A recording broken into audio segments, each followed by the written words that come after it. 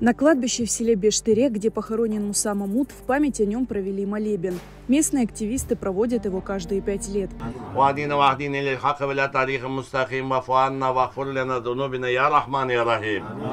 Среди присутствующих есть те, кто лично знал Мусу Мамута и был свидетелем его трагедии. Муса Мамут привез свою семью в Крым в 1975 году и купил дом в селе Бештырек, но не смог добиться прописки. Onu netkende koçirecekler. Kim bundan dem kuvanda avakt istemedi. Anam degende Musa yür kiteyik başka tarafa. Kubalları alıp kiteyik dedi.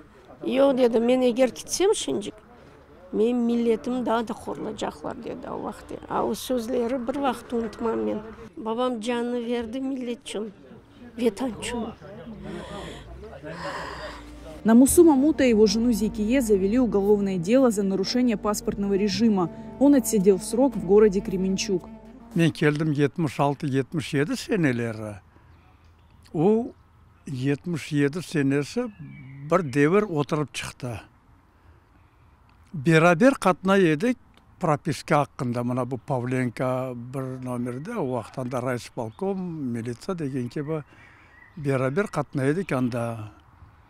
Musaға rahmetli ayta еді. Ey adam dedi. Endi ikinci sefer men buların eline özümü öyle kolaylı vermem деген sözler kullangan еді vaqtda. Мен elde ақылымда o şeyler. Многочисленные жалобы и обращения Мусы Мамута к властям не давали никаких результатов. Против него с женой было возбуждено новое уголовное дело. 23 июня 1978 года, когда к его дому пришел участковый, Муса Мамут в знак протеста облил себя бензином и поджег. Он скончался в больнице спустя 5 дней. Pek yaxşı insandı. Балаларын pek sevedi. Bir kimseye bir vakit can ağırtı yok edi bunda. Ağır söz bir kimseye aytmaz edi. Ağır vakit edi. Bizim halk keledi. Yazılıp bulamaydı. Eniştemde vakit ki rast geldi. Yaşamaya fırsat yok edi. Onun için ağırlık. Her vakit militsiya keledi. Kapısı oğru.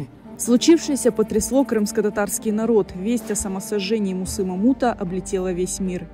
Оңа бағышлап шаир Григорий Александров «Факел над Крымом» деген поэмасыны язды. Муса уйдет по неведомым людям дорогам в страну, где достойных и добрых немало. На крыльях бессмертия, над миром взлетая, среди звезд его сердце, как солнце, горит. Бу хараман адам яшайышыны, бу япхан хараманлығыны бүтін балаларға, торынларға айтмақ керек. Бөле бір адамларымыз бар еді, біздің қырым-татар миллетімізде. На похороны собрались сотни людей, несмотря на запреты правоохранительных органов. Муса Мамут был похоронен в селе Бештырек. Его дети и внуки до сих пор проживают в этом селе.